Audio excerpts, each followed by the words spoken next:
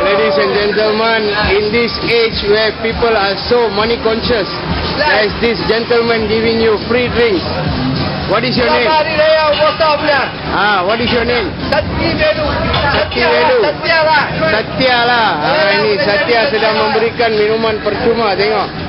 Free. Hari raya puasa deh. Hari raya puasa punya. Bulan puasa, bulan Ramadan, bulan puasa. Saya kasih free tahun ini. Itulah dia tuan-tuan. Seorang dermawan di sini memberikan minuman percuma. Minuman percuma terpinga-pinga.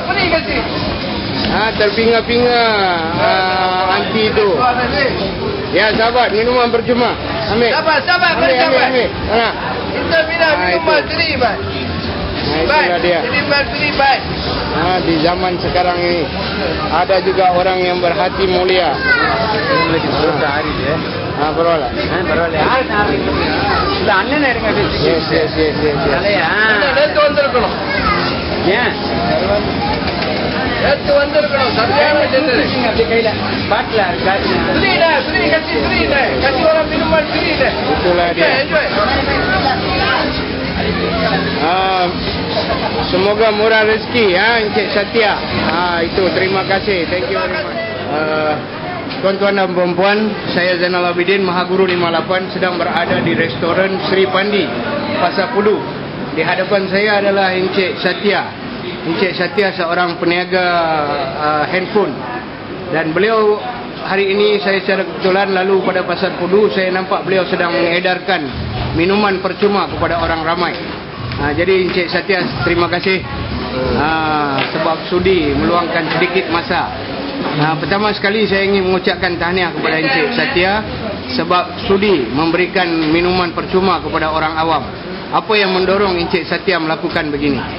எந்த காரணத்தினால நீங்க வந்து இந்த அன்பளிப்பு செய்றீங்க? Ramadan pula puasa juga. Tuan-tuan dan puan-puan, Encik Satya berkata bahawasanya ia melakukan derma ini sempena menyambut kedatangan bulan Ramadan besok. Terima kasih Encik Satya. So, Tamil ஆளுங்கட்ட என்ன பேசுறாங்க பேசுங்க தமிழ்ல. இந்த அன்னதானம் பண்றது இந்த முஸ்லீம்களுக்கு இந்த மலேசியா சத்துவான் மலேசியா எல்லாத்துக்கும் முஸ்லீம்ல எல்லாத்துக்கும் யார் வந்தாலும் இந்த தண்ணி வந்து அன்னதானமா நான் வந்து என் மனசால நான் வந்து கொடுக்குறேன் எல்லாத்துக்கும். நீங்க செஞ்ச செயல் வந்து இது முக்காவாசி இந்த கோடீஸ்வரனுங்க கூட இந்த மலேசியாவில் இருக்கிறவனுங்க கருமி பிடிச்சவனுங்க எவனும் செய்யறது இல்லை.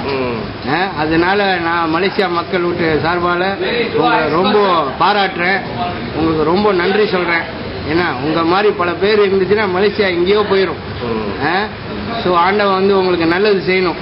ஏன்னா even though you are not a Muslim, but I appreciate very much what you are doing. Not many wealthy people in Malaysia have the same generous heart like you. Okay, அவங்க பக்கத்துல வந்து உங்க கூட்டாளி என்னமோ சொல்றாங்க. இது சத்யா வந்து எத்தனை வருஷமா தெரியும் உங்களுக்கு? சத்யா வந்து he's my hometown friend. Hometown friend. So அவரை பத்தி என்ன எடுத்து சொல்ல போறாங்க? அவரை பத்தி நான் என்ன சொல்றேன்னா he a very good person to everybody. I can see that. Yeah. He's very kind with everybody. He will do the good things to everybody. Very good. Yeah. This is a clear what you say indication, ladies and gentlemen, that you do not judge the book by its cover. Mr. Satya may look like a rocker, but he has a heart of gold.